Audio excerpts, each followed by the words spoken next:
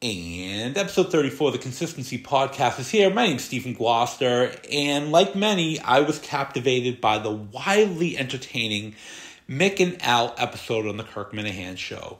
Mick was definitely the funnier one, but Al came across as the more caring brother. Didn't you think this? Of course, that may not be true when the red light is not on, but Al seems like someone looking out for Mick more than sabotaging him, and I hope you guys could see that.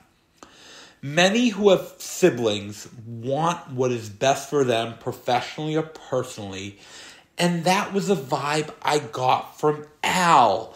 He seemed more clear-headed and cerebral of the brothers, and I just have a feeling he doesn't want Mick to be a sucker in life.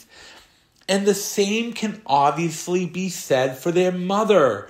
They seem like two people who are hoping that Mick turns his luck around rather than two people that are trash-talking him. So I'm not sure why Mick is thinking that. But we all know things aren't easy for Mick. Crohn's is beating him down. His relationship ended. And he hasn't gotten that break in the podcast world that he wants. And now, Kirk is telling him again that he is going to be the next KMS producer should a spot open up.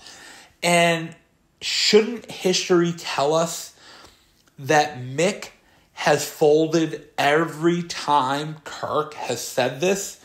So why wouldn't his family take Kirk's statement with a grain of salt? Anybody on the outside looking in would think that. Mick has never handled Kirk's words well, so maybe the family isn't jumping for joy as they've seen the movie enough times to know this is not going to end well. Anybody who watches the movie will know that the Titanic hits the iceberg every time. So what makes anyone think Mick isn't going to go off the deep end again with Kirk's promises? Especially knowing that patience is something Mick doesn't have. Mick is definitely a talented podcaster, and if he keeps his head and continues to put out content, then things will eventually work out for him, be it with Kirk or at Barstool. And if it doesn't happen quickly, so be it. I told Mick a few months ago, the deck of life is shuffled and dealt daily, and it's up to him to determine how things will unfold. And if Mick plays his cards right, then good things will happen. Myself and others are rooting for him, and I hope his luck turns around. Moving on. Mudd is catching heat for his latest KMS appearance. People are wondering why he didn't make his pitch to Portnoy to do a horse racing podcast with Dave's buddy Elio on the Unnamed Podcast. Still puzzling. But has anyone gauged Elio's interest? I mean, we talk about Mudd a lot, but nobody is wondering about Elio. People say they want to do something all the time, but they either forget about it or they never follow through. And just because Elio may have said something once or floated the idea doesn't mean he wants to go through with it. I mean, who knows if he even remembers this? And think about it. Many people watch the Boston Marathon every year and have this idea that they will run it. But do they actually go through with it? Especially when they see how much training is involved? Probably not. So why are people so fired up for something that isn't going to happen? And according to Portnoy, he's not excited for this idea as horse racing isn't as popular as it was decades ago. Still, this doesn't excuse Mutt for not pitching something to Dave. I mean, who wouldn't? If I had the chance, I'd tell Dave about the Consistency Podcast, the letter I wrote to Kirk, that I'm one of the biggest morons of Kirk's Whack Pack, the extremely small role I had in Portland, and my love of pizza, gambling, and sports. Portnoy would tell me to get lost, of course, but at least I can say I tried. Mutt won't even do that, and I just don't get it. Nobody does. I mean, sure, Mutt has emotional baggage from his time working with Kirk at WEEI, so maybe he doesn't want to feel indebted to Kirk, and he definitely doesn't want to listen to him if things do not go well, but why not give it a shot? And sure, not working for someone or at all is easy to get used to. I mean, from firsthand experience, it's a good thing working for yourself. But having stable income is so much better than chasing a paycheck every week or cashing unemployment checks. And Mutt has to realize that not many people reach out with job offers, at least not here. So Mutt, to pardon the pun, has to look at this gift horse in the mouth and go for it. And if it doesn't work out, oh well. But to not try is a tough look to defend, even for the die-hard Mutt fans like myself. It's time for Mutt to go all in and make it happen. Moving on, and I'm totally late to this, but people on Twitter reopened the conspiracy theories involving O.J. Simpson following his death. Some have refloated the idea that O.J. didn't murder Nicole Brown Simpson and Ron Goldman. I think O.J. did it, but he was let off the hook by shoddy police work and a moronic prosecution.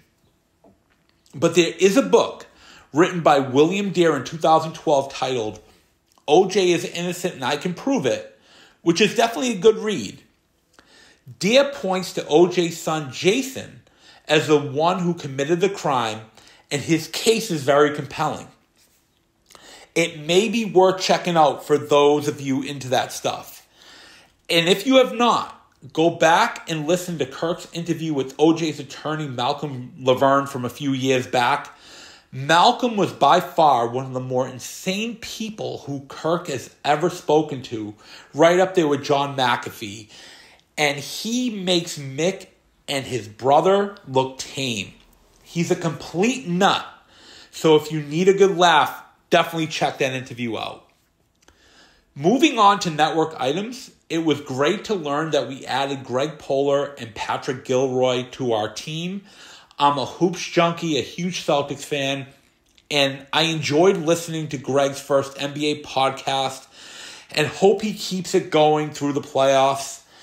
And I know Gilroy's pod will be good as well, as he was a former WEEI guy, so adding them to a very deep lineup of shows makes this network stronger. Now, of course, we lost McFussDaddy, who jumped ship and is going back to the evil empire. I don't know why, but he is. He and Kane is Abel are joining forces for a new show. It's hard to knock those guys. They're good guys. But doesn't this all point to a bit? I mean, really.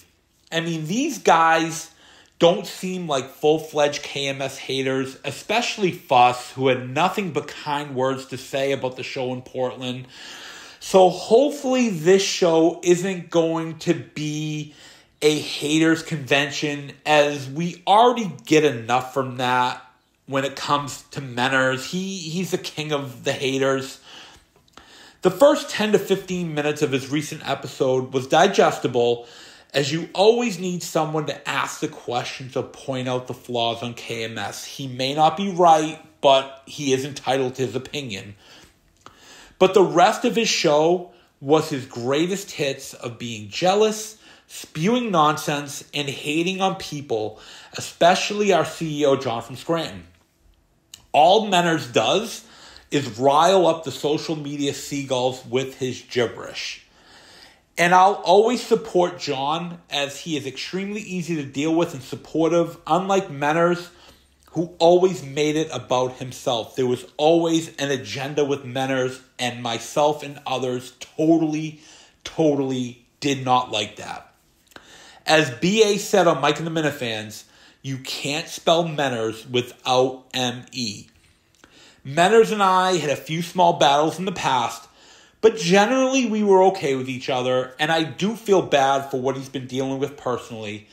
But to continue to take shots at people and playing the greatest hits is getting stale. Just look at his call into the show last week as an example. It was such a sad look. And Menners would be upper echelon talent on this network. So it's time for him to get off his soapbox, drop this endless bit, and join our team, because we always could use talented people like him. So hopefully he comes to our side and drops this nonsense once and for all. To close, I received a DM from Patrick Ford Monday morning saying that I was in a tough spot.